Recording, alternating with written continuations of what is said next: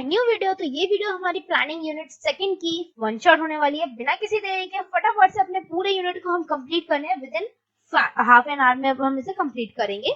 कोशिश जो रहेगी मेरी, बस इतना भी लॉन्ग ड्यूरेशन नहीं है कि हाफ एन आवर में कंप्लीट ना हो पाए।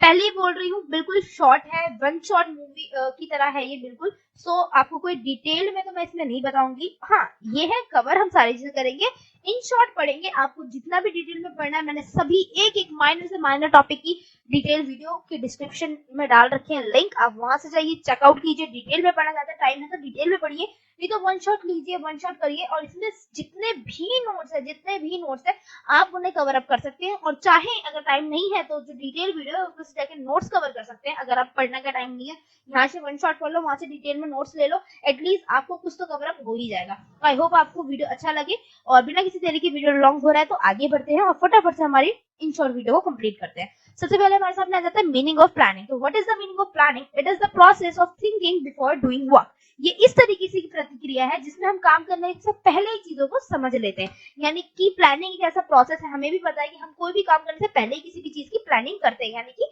उसके बारे में सोचना, विचारना, क्या क्या चीजें हमें चाहिए, आगे वही लिखा है, अपने गोल को अचीव करने के लिए हमें क्या क्या चीजें की रिक्वायरमेंट होती है उसको समझना, कि हम अपने गोल को कैसे अचीव कर सकते हैं। इस प्रोसेस के अंदर बेसिकली जो हमारे मैनेजर्स होते हैं वो फ्यूचर के एडिकेट्स को अंदाजा लगाते हैं कि फ्यूचर में क्या क्या एडिकेट्स आ सकते हैं, क्या क्या चीजें हो सकती है, क्या क्या कंडीशन बन सकती है, कैसा वेदर हो सकता है। उसके अकॉर्डिंग हम प्लानिंग करते हैं और उसके ही अकॉर्डिंग हम अपने काम को आगे फिर फर्दर कैरी अप करते हैं।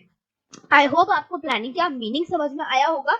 अब हम बढ़ते हैं आगे। नेचर, कैरेक्टरिस्टिक्स या फीचर, आप कुछ भी बोल सकते हैं, यानी कि बेसिकली गुण। हमारे प्लानिंग के गुण क्या क्या होते हैं? तो पहला गुण हमारी प्लानिंग का होता है, planning is the primary function of management. Management की सबसे प्राइमरी चीज होती है, प्राइमरी फंक्शन होता है, किसी भी काम को करने से पहले, किसी भी मैनेजमेंट को जब हम शुरू करते हैं, काम को सोचा जाता है, गोल को सोचा जाता है कि ये हमारा ऑर्गेनाइजेशनल गोल है, उस तक पहुंचने के लिए हमें क्या क्या स्टेप्स लेने हैं। सो वो बेसिकली प्लानिंग ही होती है। वो प्लानिंग ही हेल्प करती है कि हमें इसके बाद ये करना है, इसके बाद ये करना है, इस तरीके से करना है, क्या क्या चीजें लगेंगी, उनका अरेंजमेंट कैसे करना है, जो भी होता है प्राइमरी फंक्शन है। ठीक है। सेकेंड है प्लानिंग फोकस ऑन ऑब्जेक्टिव्स। हमारे गोल को ही फोकस में रखकर, बेसिकली हमारे ऑब्जेक्टिव, उद्देश्य को फोकस में रखकर ही प्लानिंग काम करती है। ऑब्वियसली अभी मैंने बताया ना, पहले हम गोल के बारे में सोचते हैं, फिर हम सोचते हैं कि बाय स्टेप कैसे उस तक हम पहुंचे। Planning is the function of all manager. हमारे सभी मैनेजर्स का ये काम होता है। ये प्लानिंग जो फंक्शन है, हमारे सभी मैनेजर्स की ड्यूटीज होती है। अगर हमारे मैनेजर प्लानिंग ही नहीं करेंगे तो वो हमारी मैनेजमेंट को रेडी ही नहीं कर पाएंगे, क्योंकि ये एक प्राइमरी फंक्शन है। Planning is as a continuous process. बिल्कुल सही बोला, प्लानिंग एक कॉन्टिन्यूअस प्रोसेस है, ये कभी खत्म नहीं होता। आप अपने आप को ही ले लो, अब हम घर में ही होते हैं, पहले हम एक काम को अरेंज करते हैं, हम उसको उसके लिए मैनेजमेंट करते हैं कि हमें ये काम कैसे अपना फिनिश करना है, वो काम करते हैं। हम सेकंड काम के बारे में सोचते हैं, उसकी प्लानिंग करते हैं, हम इसे कैसे कैसे खत्म करें, किस तरीके से इस काम को करें। अगर हम बैठ के ना प्लानिंग करें ना, हमारे दिमाग में प्लानिंग चलती ही रहती, छोटे से छोटे काम के लिए, ये होमवर्क कैसे करना है, वो काम कैसे करना है, इसके बाद हमें ड्रेस लेनी है तो उसकी क्या प्लानिंग करूं, मैं ड्रेस लेने जाऊंगी, मेरा ये गेटअप होना चाहिए, मैं यहाँ जाऊंगी, इस मार्केट में जाऊंगी, इस शॉप से लूंगी, ये लेनी। बहुत सारी प्लानिंग्स होती है, माइनर मेजर सारी होती हैं। सो प्लानिंग एक ऐसा प्रोसेस है जो कभी खत्म ही नहीं होता। क्यों? क्योंकि इंसान की डिजायर्स, इंसान के काम कभी खत्म नहीं होते। जिस दिन काम और डिजायर्स खत्म, उस दिन प्लानिंग वगैरह सब खत्म। ठीक है। सो प्लानिंग कभी भी खत्म नहीं होती है। Planning is dynamic. प्लानिंग हमेशा डायनामिक नेचर की होती है। What is the meaning of dynamic? ये मैंने अपनी डिटेल्ड वीडियो में भी बताया रखा है। सो मैं आपको बता देती हूँ प्लानिंग डायनामिक क्यों होती है। क्योंकि हम हमेशा ही पुरानी प्लानिंग से हमेशा बेस्ट ऑफ चाहते हैं। मान लीजिए क्लास 6 में मैंने जो अपनी मैनेजमेंट रखी, पढ़ाई की, जैसा भी मैनेजमेंट मैंने रखा, या मैं बीमार हो गई, या मैं कहीं थी नहीं, आउट ऑफ टाउन हो गई, उसकी वजह से मैं ज्यादा से ज्यादा नहीं पढ़ पाई। सो उस टाइम मेरी जो मतलब मैनेजमेंट थी या मेरी प्लानिंग थी, वो थोड़ी मतलब उसका जो मेरे को रिजल्ट मिला वो थोड़ा अच्छा नहीं मिला। मेरे को आए 80%। नेक्स्ट टाइम मैंने जब 7th में अपने दोबारा एक नई प्लानिंग बनाई कि हाँ मैं इस तरीके से काम करूंगी, तो मैं कोशिश करूंगी जो मेरी लास्ट मेरी प्रोग्रेस थी उससे मैं ज्यादा अच्छा अचीव करूं। तो वो जो डायनेमिक नेचर आता है हमारी प्लानिंग के अंदर, डायनेमिक का मतलब बेसिकली होता है समय के साथ बदल जाना। तो वो जो हम टाइम के साथ बदले और हमने और अच्छी मैनेजमेंट बनाई, तो वहीं पे हमारे पास न्यू आइडियाज हमने लिए, इनोवेटिव आइडियाज लिए, है ना, नई नई चीजें लेकर आए अपनी प्लानिंग में, तभी तो उससे अच्छी बेहतर रिजल्ट हमारे पास आएगा। अब मेरे 85 आए थे और 80 आए थे, इस बार मेरे 90 आए। फाइनल के लिए मैंने एक और अच्छी बनाई, फर्स्ट टर्म में 90 आई, फाइनल में मैंने और अच्छी बनाई, 95 98 है। तो इस तरीके से हम अपनी प्लानिंग को हमेशा चेंज करते हैं ताकि हमारा लास्ट जो रिजल्ट आया था उससे हम बेहतर कर सके।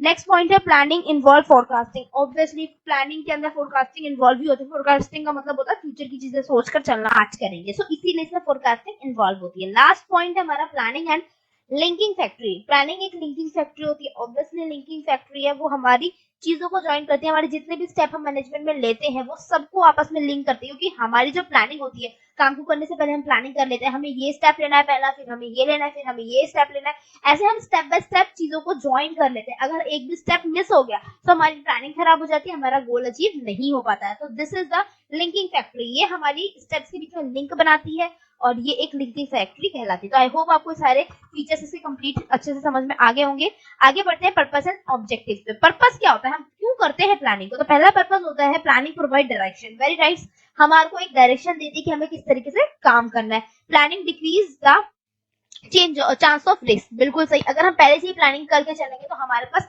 रिस्क के चांस काफी कम होते हैं। रिस्क के चांस का क्या मतलब होता है, जब हम किसी भी काम को बिना डायरेक्शन के, बिना प्लानिंग के करने चलेंगे कि हाँ मेरे को कहीं पे जाना है, सपोज मान लो मुझे उत्तराखंड जाना है, मुझे कुछ भी नहीं पता, मैंने कोई प्लानिंग नहीं करी, ना मैंने ये देखा कि मेरे को कितने पैसे लगेंगे, ना मैंने ये देखा कि मैं किस तरीके से जाऊंगी, बस से, कार से, पैदल या कैसे भी जाना है, हमें कुछ भी नहीं सोचा, कोई प्लानिंग नहीं है, 0% प्लानिंग है और आप चल दिए। आपको किसी भी चीज का अंदाजा नहीं होगा, पता नहीं कितने पैसे लगेंगे, आपके पास होगा नहीं होगा, आप कहीं जाके फंस जाओ, या बहुत सारे रिस्क आपके सामने आ जाएंगे, आप भी सोच सकते हो।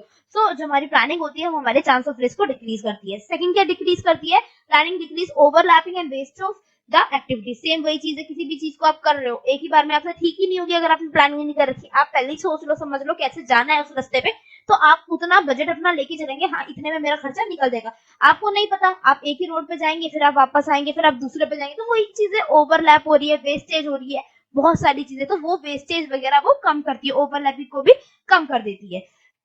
Planning encourage innovation ideas. हमने अभी इसके लास्ट जो हमने पढ़ा था डायनेमिक वाला जो पॉइंट हम पढ़े थे, उसमें मैंने आपको बताया था कि हम हमारे जो प्लानिंग जो होती है हमारे को नए आइडियाज देती है, और नए आइडियाज को लाने के लिए हम बेसिकली प्लानिंग करते हैं, ताकि हमारा जो लास्ट रिजल्ट हमें मिले था उससे बेस्ट रिजल्ट हमें मिले। उससे बेस्ट रिजल्ट कब मिलेगा, जब हम अपनी आखिरी टाइम पे हम पहले देखते हैं कि हमने क्या क्या गलतियां करी जिसकी वजह से हम हमारी रेटिंग्स कम हुई है, फिर हम आगे टाइम आने वाली जो वो होती है प्लानिंग, उसमें उसको कम करके और इनोवेटिव आइडियाज लगा के अपनी प्लानिंग को अपग्रेड करते हैं। सो जो हमारी प्लानिंग होती है वो हमारी इनोवेटिव आइडियाज को एनकरेज करती है। प्लानिंग एड्स डिसीजन मेकिंग, ये हमारा डिसीजन मेकिंग को भी बनाती है। ऑब्वियसली किसी भी चीज को डायरेक्ट करना था, हमें पहले डिसीजन लेना होता है, तो प्लानिंग के थ्रू आप डिसीजन ले पाते हैं कि ये प्लानिंग है, और उस तरीके से आप उसे प्लानिंग को डिसीजन बोलो, बात बराबर है, आपने डिसीजन ले लिया कि मैं इस तरीके से अपने काम को करूंगा। तो आई होप आपको पर्पसेस समझ में आ गए होंगे, क्यों करते हैं हम, इसकी क्या उद्देश्य है। अब वीडियो में बढ़ते हैं आगे और देखते हैं हमारा नेक्स्ट टॉपिक है टाइप्स ऑफ प्लानिंग। कितने तरीके की प्लानिंग होती है, तो पहला टाइप है आपके पास operational planning. What is the meaning of operational planning, नाम से ही लग रहा है किसी एक इवेंट के लिए बनाई जाती है या किसी एक ऑपरेशन, ऑपरेशन का मतलब एक काम के लिए, किसी एक काम की, यानी शॉर्ट टर्म प्लानिंग होती है। सपोज मान लीजिए मेरे पेपर आ रहे हैं, मैंने पेपर की प्लानिंग कर ली, तो उसके ये जो प्लानिंग है मैं फर्दर किसी भी और काम के लिए नहीं कंटिन्यू करूंगा, क्योंकि हम पेपर में नॉर्मल डेज से ज्यादा पढ़ते हैं। तो मैंने अपनी प्लानिंग को किस तरीके से बनाया कि मैं नॉर्मल डेज से ज्यादा करूं। उसमें हम बहुत सारे कामों को इग्नोर भी करते हैं, एग्जाम के टाइम पे हमारे पास और अदर काम करने के लिए फोकस नहीं होते, बट अदर डेज पे हम क्या करते हैं, और भी नई एक्टिविटीज अपने नॉर्मल टाइम टेबल में ऐड कर लेते हैं। लेकिन जब हमारा एग्जाम टाइम होता है तो हम बहुत सारी एक्टिविटीज अपनी छोड़ देते हैं, क्यों, एग्जाम से ज्यादा पढ़ना है। तो इसीलिए वो सिर्फ मैं ऑपरेशनल, मैंने एक प्लानिंग बनाई कि मैं सिर्फ एग्जाम्स तक ही इतना पढ़ूंगा, और ये प्लानिंग, ये टाइम टेबल मेरा सिर्फ एग्जाम्स तक है, उसके बाद मैं अपनी प्लानिंग को चेंज कर दूंगा और फिर मैं दूसरी चीज करूंगा। तो एक इवेंट के लिए बनाए जाने वाला, एक काम के लिए बनाए जाने वाली प्लानिंग को शॉर्ट टर्म प्लानिंग जो होती है उसे हम ऑपरेशनल प्लानिंग कहते हैं। अगला है strategic planning. This is a too much long planning, ये बहुत लंबी प्लानिंग होती है आपकी, 2 से 8 साल 10 साल तक के लिए। सपोज मान लीजिए आपका नया नया बिजनेस है, जब भी कोई नया बिजनेस स्टार्ट होता है, सो उस टाइम पे जो प्लानिंग होती है ना, कि आने वाले 10 साल तक हमें अपने बिजनेस को अच्छे से रन करना था, आने वाले टाइम तक हम कैसे कैसे, अब मतलब स्टार्टिंग से ही सोचते हैं बंदे कि 2-3 साल 4 साल 10 साल तक कैसे हम मतलब अपने इसको अच्छे से डायरेक्ट करें, कैसे हम प्लानिंग लेके चले, कैसे हम ये काम करना है। तो ये जो प्लानिंग होती है ना लॉन्ग टर्म, मिनिमम 2 साल के लिए मैक्सिमम 10 साल तक की जो प्लानिंग होती है, इन्हें हम स्ट्रेटेजिक प्लानिंग कहते हैं। काफी टू मच लॉन्ग होती है और काफी एक्सपेंसिव प्लानिंग होती है। टेक्टोरियल प्लानिंग क्या होती है? टेक्टोरियल प्लानिंग एक तरीके से इंटर रिलेटेड होती है आपकी स्ट्रेटेजिक प्लानिंग की। किस तरीके से इंटर रिलेटेड है? स्ट्रेटेजिक प्लानिंग बहुत लंबी प्लानिंग है, उसमें जब हमें अपने कंपनी में या अपने बिजनेस में काम करना है तो किस सोर्सेज से हम काम करेंगे। बहुत सारे सोर्सेज होते हैं बिजनेस को चलाने के लिए बेसिकली, ठीक है। स्ट्रेटेजिक प्लानिंग में तो सिर्फ एक चीज कवर होगी कि आपको काम कैसे करना है। अब काम बहुत सारे होते हैं, कैसे हम करेंगे, तो बेसिकली जो प्रोडक्शन बेस्ड जितने खर्चे होते हैं उनकी प्लानिंग आती है टेक्टोरियल प्लानिंग में, जो कि स्ट्रेटेजिक प्लानिंग के अंदर ही समझ सकते हो आप होती है। लास्ट है कॉन्टिजेनियस प्लानिंग। ये एक अनसर्टेन प्लानिंग होती है। सपोज मान लीजिए आपने कोई प्लानिंग कर रखी है, कंडीशन अचानक से बदल जाए, है ना। आपको पता है प्लानिंग हम हमेशा फ्यूचर कास्टिंग पे लेके चलते हैं, फोरकास्टिंग पे लेके चलते हैं कि आने वाले टाइम में वेदर कैसा रहेगा, इन्वायरमेंट कैसा रहेगा, बिजनेस इन्वायरमेंट कैसा रहेगा। सपोज मान लीजिए अचानक से कोई पॉलिसी चेंज हो गई गवर्नमेंट की, कोई नया रूल आ गया, कोई नया नेता आ गया, उसने अपनी नई पॉलिसी लगा दी, तो अचानक से भाई हमारे टाइम पे तो जब हमने प्लानिंग करी थी तो ये नेता नहीं था, ये पॉलिसीज नहीं थी गवर्नमेंट की। अब अचानक से कुछ लॉ बदल गए हैं, तो अचानक से जो होने वाली चीजें होती है, यानी अनसर्टेन रिस्क होता है, अनसर्टेन जो चेंजेस आते हैं, तो उस टाइम पे जो हम एक सडनली एक प्लानिंग लेनी पड़ती है ना, एक डिसीजन लेना पड़ता है कि भाई अभी अचानक से जो कंडीशन बदली है इस पे क्या डिसीजन ले, इसकी क्या प्लानिंग करे। सो वो जो करंट जो सडनली होती है चेंज, उसके लिए हम जो प्लानिंग बनाते हैं उसे हम कॉन्टिजेनियस प्लानिंग कहते हैं, जिसका दूसरा नाम आपका अनसर्टेन प्लानिंग होता है। तो आई होप आपको ये चारों प्लानिंग अच्छे से समझ में आ गई होगी। अब हम बढ़ते हैं वीडियो में आगे और आगे देखते हैं प्लानिंग प्रोसेस। प्लानिंग का प्रोसेस क्या होता है, किस प्रोसेस से एक प्लानिंग हमारी अच्छे से बन जाती है। तो सबसे पहला होता है सेटिंग ऑब्जेक्टिव्स। हम हमारे ऑब्जेक्टिव्स यानी हमारे गोल्स को सेट करते हैं, हमें क्या चीजें अचीव करनी है। जैसे मान लीजिए मेरा गोल है, मेरे को अपने एग्जाम में 95% अपने मार्क्स लेकर आने ही आने, तो ये मेरा ऑब्जेक्टिव है, मैंने ऑब्जेक्टिव सेट कर लिया। अब मैं बनाऊंगी इस पे डेवलपमेंट प्लानिंग प्रोसेस। हमारे डेवलप करती हूँ मैं कि मेरे को क्या क्या चीजें इसमें चाहिए होंगी, अपने इस गोल को अचीव करने में क्या क्या चीजें चाहिए होंगी। मेरे तरफ से एफर्ट हो, मेरे और भी अदर चीजों से एफर्ट हो, लाइक मेरे नोट्स, मुझे कैसे कितनी किताबें चाहिए, किस ऑथर की चाहिए, क्या क्या चाहिए, मतलब ए टू जेड जो भी आपको चीजें चाहिए होती है, आप वो सारी चीजें इसमें फिर देखते हैं कि मुझे क्या क्या चीजों की रिक्वायरमेंट होगी। उसके बाद आती है identifying alternative course of action. मतलब क्या होता है कि यहाँ पे हम क्या करते हैं ना, हम कभी भी प्लानिंग है ना एक प्लान नहीं बनाते, हम 2-3 प्लान बनाते हैं। कहीं भी जाते हो आप, कहीं किसी इवेंट में भी जाते हो तो आप 2-3 चीजें सोच के चलते हो ना, अरे यार ऐसा हो गया तो फिर क्या करेंगे, इस बात पे तो हमने प्लानिंग बना ली, बाई चांस कंडीशन चेंज होगी, ऐसा हो गया तो मैं क्या करूंगी, तो मैं ये कर लूंगी, और उसके बाद भी नहीं हो पाया तो क्या करेंगे, तो हम ये कर लेंगे। तो हम ऐसे 2-3 प्लानिंग को एक साथ लेकर चलते हैं। तो हम फिर ना 3-4 प्लानिंग बनाते हैं हमारे गोल के अकॉर्डिंग कि हम 3-4 रास्ते से अपने गोल पे जा सकते हैं। उसमें से इवेल्युएट किया जाता है कि कौन सा बेस्ट है। अब मैंने मान लीजिए मैंने 5 प्लान बना दिए अपने गोल के अकॉर्डिंग, ठीक है, 5 रास्ते बना दिए। अब उसमें से मैं इवेल्युएट करूंगी कि कौन सा वन ऑफ द बेस्ट है, इस 5 में से कौन सा वन ऑफ द बेस्ट है। इवेल्युएट का मतलब होता है पांचों को सामने रखा जाता है, देखा जाता है कौन सा अच्छा है कौन सा नहीं है, इन पांचों को रखना है, इनमें से कोई कैंसिल वगैरह भी करना है, उस तरीके से। फिर 5th पॉइंट में हम सिलेक्ट करते हैं वन ऑफ द बेस्ट, उन पांचों या चारों में से जो भी बचे हैं इवेल्युएट करने के बाद उतने में से कौन सा सबसे ज्यादा बेस्ट होता है, और फिर उसको या उस प्लान को इम्प्लीमेंट किया जाता है हमारी प्लानिंग पे, और फिर हम उसका फॉलो अप एक्शन लेते हैं कि वो अच्छा काम कर भी रहा है हमारे गोल को अचीव कराने में कि नहीं कर रहा है। सो ये पूरा प्रोसेस होता है, इस तरीके से हम अपनी प्लानिंग को कंप्लीट करते हैं। तो आई होप आपको समझ में आ गया होगा। नया टॉपिक है ये, what is the strategic planning. अब हम थोड़ा सा ना स्ट्रेटेजिक प्लानिंग जो होती है वो लॉन्ग टर्म होती है, तो हम उसे थोड़ा सा डिटेल में पढ़ेंगे। बेसिकली ये होती है, strategic planning is the art of creating specific business strategies, implementing them and evaluate the result of executing the plan in regarding to company overall long term goals or desires। मतलब क्या है strategic planning की, आपकी पूरी definition मैं समझा देती हूँ इजी लैंग्वेज में।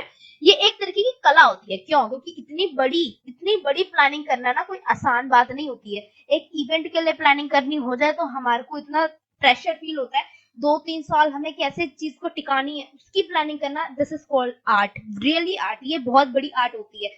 तो ये चीज क्रिएट करना, स्ट्रेटेजिक प्लानिंग जो है आपकी बिजनेस की लंबी लंबी स्ट्रेटेजीज को अंदाजा लगाती है, स्पेसिफिक बनाती है बेसिकली क्रिएट करती है। तभी तो एक अच्छी स्ट्रेटेजी बनेगी, आप एक ही प्लान को 3-4 साल लगाओ, एक जो स्ट्रेटेजी बनती है ना फिर बिजनेस की वो अलग ही होती है।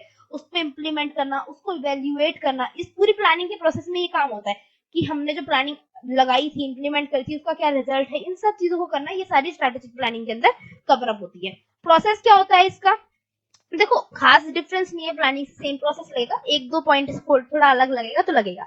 वही है, सबसे पहले हमें देखो ये जो होती है काफी एक्सपेंसिव होती है, मैंने आपको स्टार्टिंग में बताया था, क्यों? क्योंकि काफी लंबी टाइम के लिए चलने वाली है, तो हमारे पास फंड्स होने चाहिए दबा के, तभी आप एक प्लानिंग को अच्छे से खींच सकते हो, नहीं तो आपको नहीं काम कर पाओगे। ठीक है, तो आपको पहले ये समझना होता है कि हमारे बिजनेस में स्ट्रेटेजिक प्लानिंग की जरूरत है भी कि नहीं, क्यों? क्योंकि काफी एक्सपेंसिव होती है और इसके लिए हमें बहुत सारी नॉलेज चाहिए, आने वाले 10 साल की नॉलेज चाहिए। भाई हमारा मैनेजर इतना दिमागदार है भी कि नहीं है? भाई कितना भी हो जाए, इतना ज्यादा नॉलेज कोई नहीं रखता, कितना भी एक्सपीरियंस हो, बहुत ज्यादा एक्सपीरियंस वाला होगा तो वो रख सकता है, फिर वो कर पाएगा अगर उसके पास बहुत सारी नॉलेज होगी। तो सबसे पहले हमें यही समझना है कि हमारे पास वो सारी की सारी रिसोर्सेज है कि हम एक स्ट्रेटेजिक प्लानिंग को बना सकते हैं। और फिर आपको ये भी सोचना है कि हमारे पास नीड भी है, हमें जरूरत भी है कि हम पहले क्यों बनाए, इतना खर्चा क्यों करें, इतना दिमाग क्यों लगाए। ठीक है, तो ये चीजें पहले समझनी थी। सपोज आपके पास है नीड, तो आपको गोल सेट करने हैं लंबे लंबे कि हाँ भाई 10 साल के 20 साल के क्या क्या गोल्स हैं, वो सारे गोल आपको सेट करने क्या क्या दिमाग में लाना है।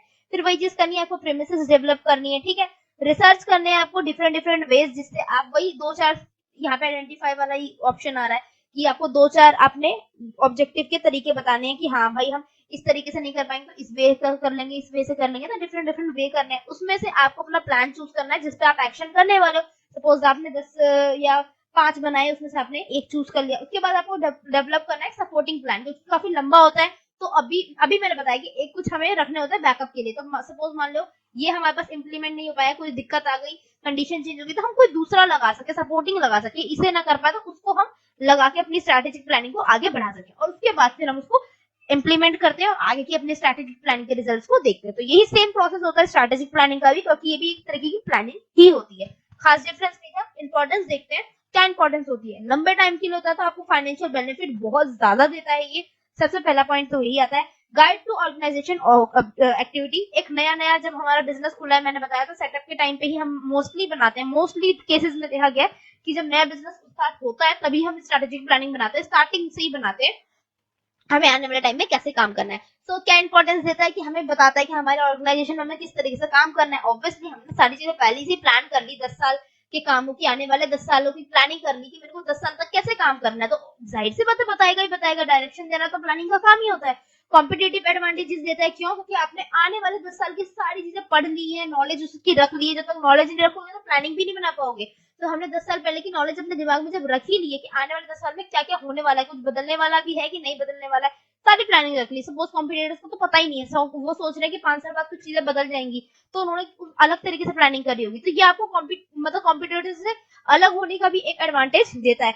रिस्क बहुत कम हो जाते हैं, बेनिफिट्स होते हैं हमारे लॉन्ग गेस्ट के लिए, काफी बेनिफिट होता है भाई लॉन्ग टर्म के लिए, क्योंकि हम लॉन्ग टर्म प्लानिंग लेके चल रहे हैं। हमारे मोटिवेशन और इनोवेशन को बहुत ज्यादा प्रमोट करता है, क्योंकि हम 10 साल में बहुत सारी चीजें चेंज करते हैं और हमें मोटिवेशन भी मिलता है इससे, क्योंकि इससे हमें बेनिफिट काफी ज्यादा होता है। ठीक है, और हमारे जो रिसोर्सेज होते हैं उसके हम ज्यादा से ज्यादा अच्छी यूटिलाइजेशन कर पाते हैं। क्यों? क्योंकि स्ट्रैटेजिक प्लान काफी लंबी होती है, इसमें कम खर्चा लगे, कम चीजें करनी पड़े, इसीलिए हम जितने भी रिसोर्सेज होते हैं उसे ज्यादा से ज्यादा अच्छे से यूटिलाइज करने की कोशिश करते हैं।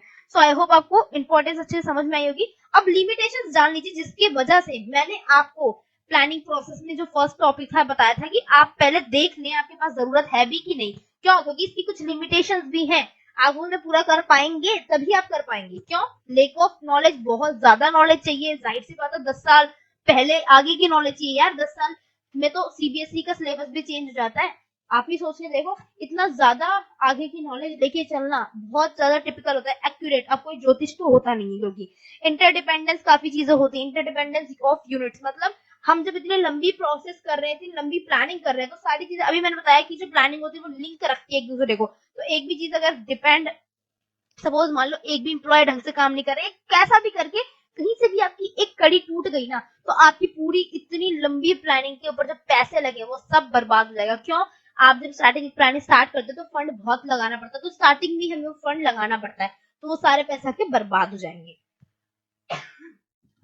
मैनेजरियल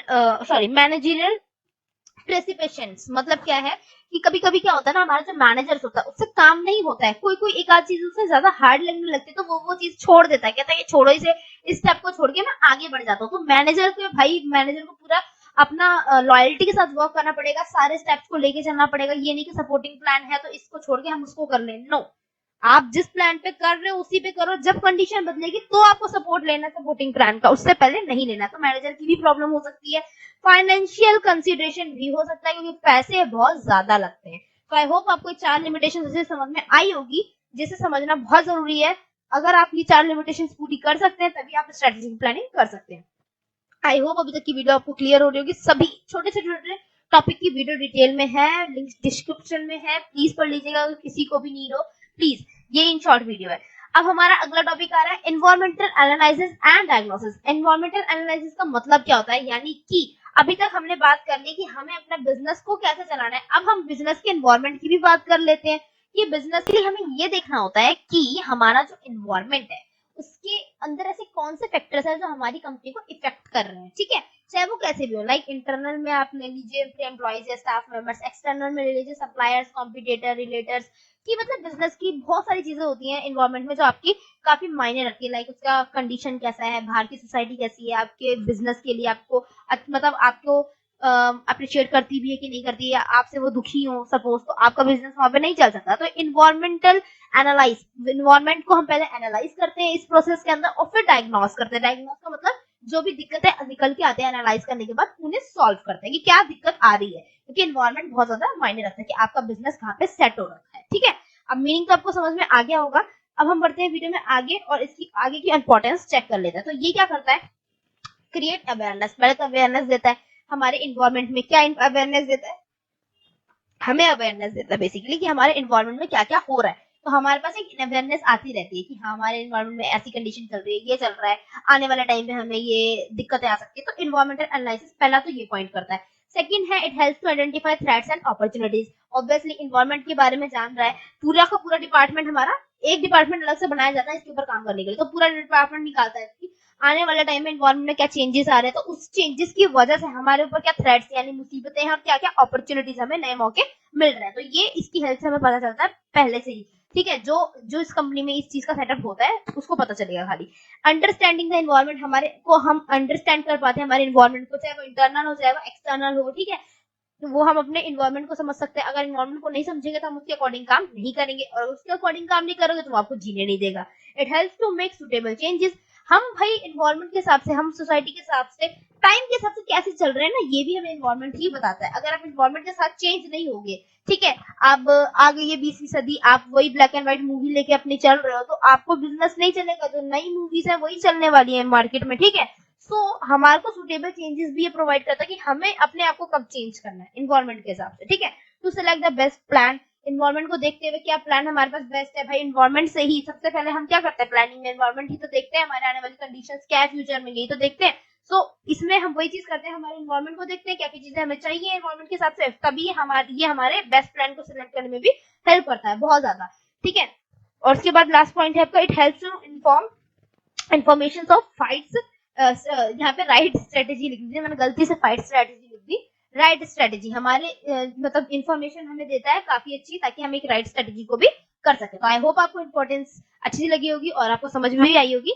अब इन्वायरमेंटल एनालाइज करने की क्या क्या टेक्निक्स होती है, किस तरीके से आप इसे कर सकते हो, तो 3 टेक्निक्स है मेन यहाँ पे। पहली होती है शॉउट, इसकी फुल फॉर्म क्या होती है, strength, weakness, opportunity and threats. इस स्ट्रेटेजी टेक्निक के अंदर बेसिकली ये एक ऐसी टेक्निक है जिसकी हेल्प से जब हम एनवायरमेंटल एनालिसिस करते हैं तो हमें ये 4 चीजें पता चलती है। इंटरनल जो बिजनेस होता है आपका, उसकी स्ट्रेंथ और वीकनेस की, हमारे इंटरनल एनवायरमेंट की स्ट्रेंथ क्या है और वीकनेस क्या है, हमारे इंटरनल जो एनवायरमेंट है यानी हमारे स्टाफ में क्या क्या हमारी स्ट्रेंथ है, किससे हमारा कंपनी अच्छा चल रहा है, क्या क्या वीकनेस है जहाँ पे आके हमारे एम्प्लॉय हमारे कम काम करते हैं, और एक्सटर्नल से हमें क्या थ्रेट्स आ रहे हैं और क्या अपॉर्चुनिटीज आ रही है। तो ये 4 चीजें बताने वाला जो टेक्निक होता है वो होता है शाउट। फिर आती है BCG, the Boston consulting group. The Boston consulting group, ये बीसीजी जो होता है ये बेसिकली प्रोडक्ट्स पे काम करता है। हमने इंटरनल और एक्सटर्नल हमारा जो एनवायरमेंट था उन दोनों पे काम कर लिया फर्स्ट टेक्निक की वजह से।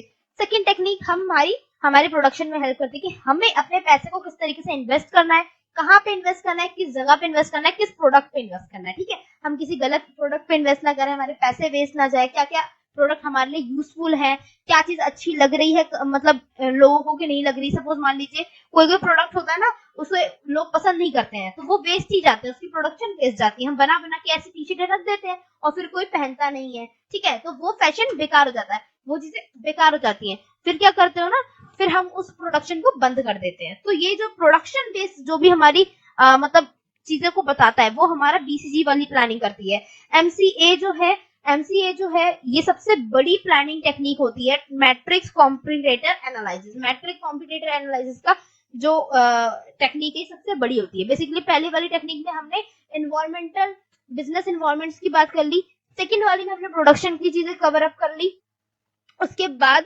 तीसरी है ना हमारे पास एमसीए। इसके अंदर हम ना पूरी इंडस्ट्री की बात करते हैं, यानी कि पूरी इंडस्ट्री में क्या चल रहा है, पूरी इंडस्ट्री का क्या इन्वॉल्वमेंट है। हमारी जो मान लो आप गारमेंट इंडस्ट्रीज है, ठीक है, वहां पे बहुत सारी कंपनीज है, तो सभी कंपनी, ये बेसिकली हमें हर कंपनी की स्ट्रेंथ बताता है। हमने इन्वायरमेंट एनालाइज किया कि हाँ भाई हमारे इन्वॉल्वमेंट में कौन सी कंपनी ज्यादा अच्छी चल रही है, कौन सी कम चल रही है, कौन सा ब्रांड अच्छा चल रहा है, कौन सा नहीं चल रहा है, ठीक है, इसकी क्या स्ट्रेंथ है, भाई ये अच्छी चल रही है तो इसकी क्या स्ट्रेंथ है, इसकी क्या वीकनेस है, ताकि हम वो चीज नोट करके इसको कम कर सके, अपने आप को इससे ज्यादा कर सके। तो ये चीज हमें ये बताती है कि हम पूरी इंडस्ट्री में अपने कॉम्पिटिटर से आगे कैसे बढ़े। सो ये जो बात होती है, ये जो होती है, ये हमारी तीसरी टेक्निक में होती है एमसीए के अंदर, ठीक है, टेक्निक नंबर 3 में। तो आई होप आपको ये तीनों टेक्निक इंटरेस्टिंग लगी होगी, हेल्पफुल लगी होगी और अच्छे से समझ में आ गया। लास्ट टॉपिक बच रहा है हमारा, इसके बाद ये यूनिट हमारा कंप्लीट है। Decision making. What is the meaning of decision making? नाम से ही लग रहा है इसमें हम डिसीजन बनाने वाले हैं। ऑब्वियसली ये प्रोसेस एक ऐसा प्रोसेस होता है जिसमें हम क्या सेलेक्ट करते हैं, selecting a right and effective course of action. मतलब एक ऐसा course of action, course of action basically plan को कहते हैं, हमारा सबसे ज्यादा सही, राइट और इफेक्टिव, जो हमारे असर करे, हमारे मतलब जिसकी हेल्प से हम सबसे ज्यादा जल्दी गोल को अचीव करें, ऐसा प्लान चूज करने में बेसिकली हमारी हेल्प करता है। तो डिसीजन हम तभी लेते हैं ना, वो लास्ट में तो बेसिकली फाइनल हम डिसीजन ही लेते हैं प्लानिंग में कि हाँ हमें डिसाइड करना है, हमें कौन सा प्लान चूज करना है। तो जितने भी ऑल्टरनेटिव्स होते हैं, 2 या 2 से ज्यादा, उसमें से सबसे ज्यादा इफेक्टिव कोर्स ऑफ एक्शन को चूज करना वो डिसीजन मेकिंग के प्रोसेस में आता है, ताकि हम अपने डिजायर्स को अच्छे से अचीव कर सके। और ये सबसे ज्यादा इंपॉर्टेंट पॉइंट है हमारी मैनेजमेंट का, एसेंस पॉइंट है, क्योंकि अगर हम सही डिसीजन नहीं लेंगे, चाहे वो कोई सा भी स्टेप हो, आपका प्लानिंग हो, स्टाफिंग, ऑर्गेनाइजिंग, कोई सा भी स्टेप हो, तो उसमें अगर आप नहीं लेते हो, कहीं भी आपका गलत डिसीजन, एक गलत डिसीजन और आपकी जो प्लानिंग होती है पूरी की पूरी खराब हो जाती है। सो आई होप आपको मीनिंग समझ में आ गया होगा। अब इंपॉर्टेंस समझ लेते हैं, वैसे डिफाइन डेफिनेशन में भी थोड़ा सा क्लियर हो ही गया होगा। अब पहली इंपॉर्टेंस है आपकी बेटर यूटिलाइजेशन ऑफ रिसोर्सेज। हमारे रिसोर्सेज का सबसे बेस्ट तरीके से यूटिलाइजेशन होता है डिसीजन मेकिंग में। ऑब्वियसली हम सही से डिसीजन लेंगे और हमारे जो रिसोर्सेज होते हैं अच्छे से अच्छा यूटिलाइज करेंगे। सेकेंड होता है facing problem and challenges. Obviously हम अपनी सही डिसीजन से आने वाली प्रॉब्लम्स को और चैलेंजेस को फेस भी कर पाते हैं। अगर हम गलत डिसीजन लेते जाएंगे तो हमारी प्रॉब्लम्स बढ़ती जाएंगी, हम उन्हें फेस नहीं कर पाएंगे। सही डिसीजन लेते जाएंगे तो हमारी प्रॉब्लम सॉल्व होती जाएगी और हम उन्हें फेस कर पाएंगे। बिजनेस ग्रोथ में सबसे ज्यादा होती है ऑब्वियसली, क्योंकि हमारी यूटिलाइजेशन हो जाती है, काफी बढ़ जाती है। यूटिलाइजेशन बढ़ने का मतलब हमारी एफिशिएंसी बढ़ रही है, हम अपने रिसोर्सेज का अच्छे से यूटिलाइजेशन कर रहे हैं। एफिशिएंसी बढ़ती है तो हमारी बिजनेस ग्रोथ भी बढ़ेगी, वेस्टेज कम हो रही है, पैसे कम खर्च होंगे, तो हमारी ग्रोथ ज्यादा से ज्यादा होती है, ठीक है। अचीविंग ऑब्जेक्टिव्स, ये हमारे गोल को अचीव करने में हेल्प करता है, डेफिनेशन में क्लियर हो गया। इंक्रीज एफिशिएंसी, अभी बताया मैंने आपको।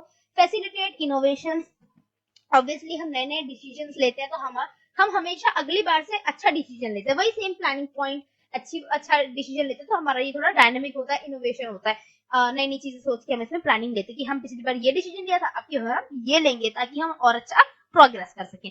लास्ट है मोटिवेटिंग देयर एम्प्लॉयज। ये हमारे एम्प्लॉयज को भी बहुत ज्यादा मोटिवेट करता है, हम सही तरीके से काम करेंगे, सही डिसीजन लेंगे, हमारा बिजनेस ग्रोथ होगा। ये जितने भी ऊपर हमने 6-7 पॉइंट पढ़े, ये सारी अगर चीजें होने लग गई तो हमारे एम्प्लॉय अच्छे से अपने आप ही मोटिवेट हो जाएंगे कि हमारा बिजनेस जिसमें हम काम कर रहे हैं, हमारी कंपनी में काम कर रहे हैं, तो कितनी अच्छी कंपनी है, कितने अच्छे लोग हैं, कितना प्रॉफिटेबल है, तो अपने आप को मोटिवेट रहते हैं। तो आई होप आपको इंपॉर्टेंस समझ में आई होगी। लास्ट है आपने एक नाम सुना होगा, ग्रुप डिसीजन। ग्रुप डिसीजन का मतलब भी वही है, बेसिकली एक कम्युनिटी डिसीजन कह लो या ग्रुप डिसीजन, जब हम एक ग्रुप में बैठ के डिसीजन करते हैं। डिसीजन मेकिंग का मतलब हो गया एक नॉर्मल नाम कि डिसीजन मेकिंग ये एक प्रोसेस है, वही चीज हम ग्रुप में डिस्कशन कर ले तो उसे हम ग्रुप डिसीजन कहते हैं। जैसे कि रियली लाइफ में होता है, जो मैनेजर्स की पूरी टीम होती है, बेसिकली वो बैठ के, या जितने भी हेड्स की टीम होती है, टॉप मैनेजमेंट की टीम होती है, वो बैठ के बेसिकली डिसीजन मेक करती है।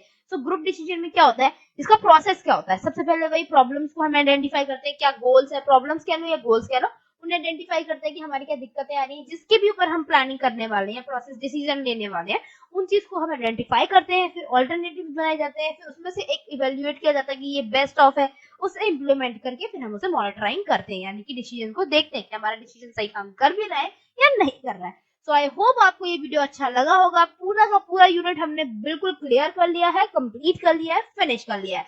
Thank you so much watching this video. Too much long तो नहीं है, पर वन शॉट के हिसाब से बहुत शॉर्ट हमने कर लिए इसे। आई होप आपको वीडियो अच्छा लगा होगा। अच्छा लगा होगा लाइक करना मत भूलिएगा, शेयर करना मत भूलिएगा। प्लीज एक प्यार से कमेंट भी ड्रॉप कर दिया करो, रिक्वेस्ट कर रही हूँ यार आप लोगों से, प्लीज प्लीज प्लीज।